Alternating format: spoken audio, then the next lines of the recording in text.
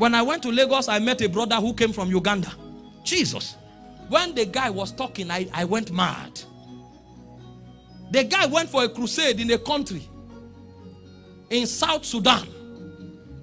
And as he was preaching on the altar, the head of the Taliban was walking into the crusade ground with 2 women. People began to run because they knew danger was coming. People who were worshiping started running. And the guy didn't know what was happening. He was just watching. And the guy came to him and said,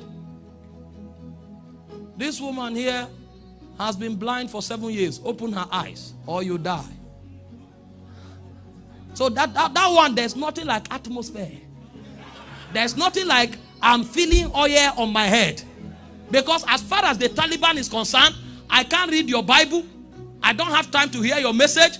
But if what you are saying is true, then this blind person must open. Otherwise, every other blind eyes here that open, I won't believe.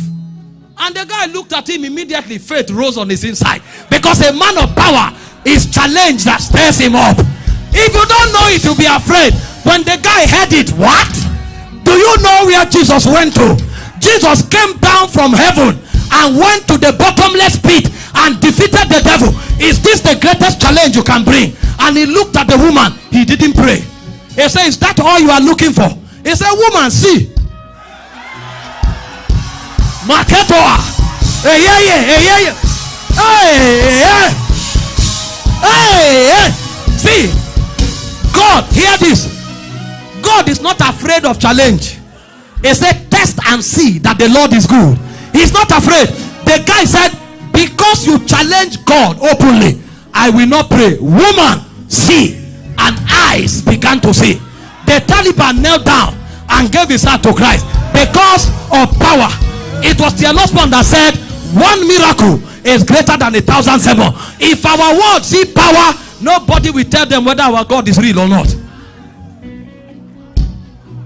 The guy entered a nation called Honduras and he wanted to preach there. And the president told him, all of you from Africa that come here to take money, you will print a lot of things on your poster that will never happen. At the end of the day, you collect offering and seed and leave our country with money. He said, if the things you wrote on the poster does not happen, I will jail you. The guy laughed. He said, now it's time to preach the gospel. Because the gospel is not English language. The gospel is the move of power. Power. He now told the man, no, this is the governor of another state, I forgot it. He told the man, he said, let's enter a contract. He listed everything he said will happen. The dead will come back to life, the blind will see, the deaf will hear, the cripple will walk. And they signed the contract. If these things don't happen, jail me forever. But if they happen, you will accept Jesus publicly. Meanwhile, before we go to the crusade, you have a pain on your back. There's an injury. That one is already healed. The man checked and discovered he was already healed. What is going on here? Hear this. Hear this. Nobody knows him in that state. And he didn't have money to spend on flyer. You know what they did? They came to the city and asked, where are the school of the deaf?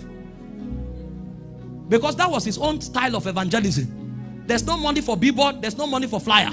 But if miracles begin to happen, invincible evangelists will emerge. Because if you see Jesus' ministry, there is always a day. They brought those who were sick. They went out. There is a day that never have identity. Those days is power that activate them.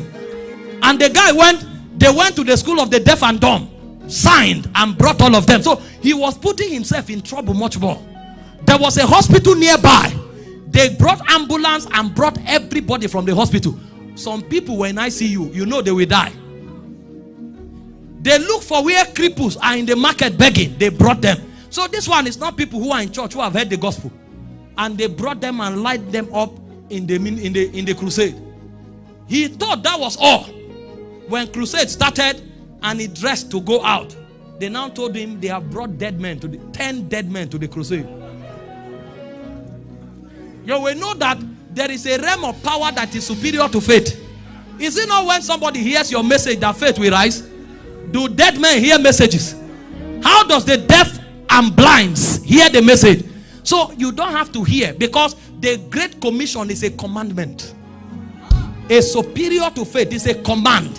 And so there's a revelation of the cross you will have that will make the message become a commandment. And the guy said the meeting will now become sweet. And when he went out, as he was done preaching, some people were sleeping. And he now said, this is the time that when Paul came, he did not come with excellency of speech. He displayed the power of God. And he began to command the dead. And 10 dead people rose up. Blind saw, the lame walked. Before the guy finished, the governor knelt down and was crying. It's not everybody you preach a message to. There are people you show them the power of God. And so the gospel of the cross is the gospel of the power of God that cannot fail. That's why before we were sent out, Jesus had to rise from the dead. He defied death for you to qualify to preach.